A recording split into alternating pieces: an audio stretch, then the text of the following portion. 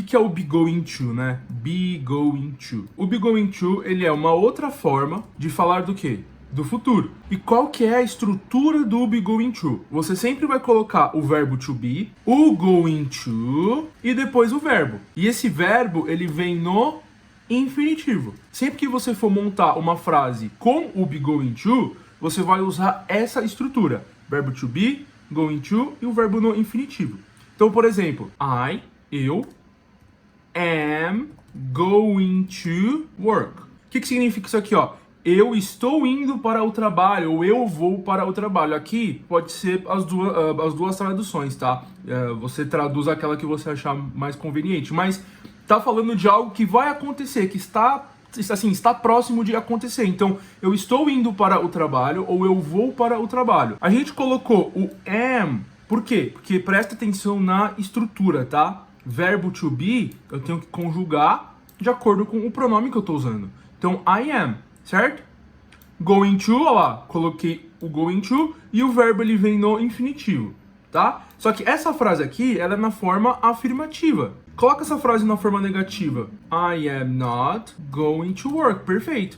I am not going to work. Quem que ficou negativo aqui, ó? Verbo to be. Por que o verbo to be ele ficou negativo? Porque ele que é o auxiliar do be going to. O verbo to be é o auxiliar do be going to. Então, quando a gente for perguntar, quem que a gente tem que colocar lá na frente do pronome? O verbo to be. Como que fica? Am I going to work? Aí, ó.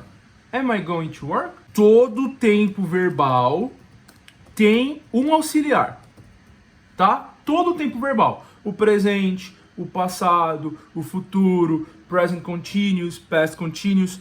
Todo tempo verbal tem o seu auxiliar. Por isso que a gente joga sempre o verbo to be lá na frente para perguntas, tá? Ela vai comprar comida amanhã. Então vai ficar assim, ó. She is going to buy food tomorrow.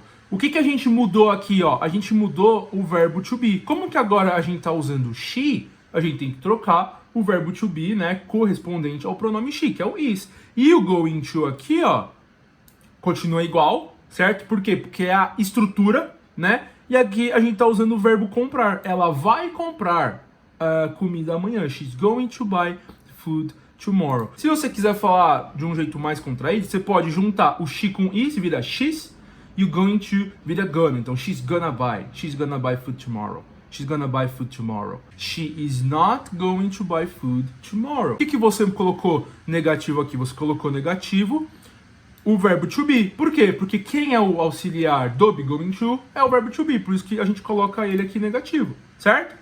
Se eu quiser falar contraído essa frase, como fica? She isn't gonna buy food tomorrow.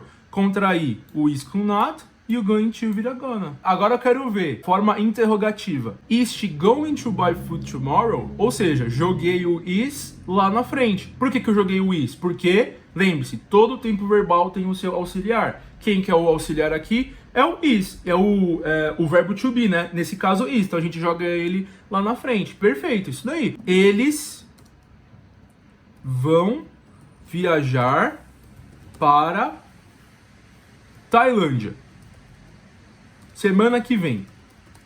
Bora lá. Eles vão viajar para Tailândia semana que vem. Forma afirmativa. They are going to travel to Thailand next week. Ó, o que a gente mudou aqui? A gente colocou o verbo to be correspondente ao they, que é o are, certo? Going to, que é a estrutura, e o verbo no infinitivo, ó. They are going to travel to Thailand next week. Eles vão viajar para a Tailândia na próxima semana. Se eu quiser contrair, they're gonna travel to Thailand next week. Tá? A gente contraiu o they com are, virou there, e o going to virou gonna, né? Coloca essa frase na forma negativa, ó. Essa aqui, ó. They are not going to travel to Thailand next week. Ou seja, a gente colocou quem aqui negativo? Verbo to be. Por quê? Porque o verbo to be é o auxiliar do be going to, tá bom?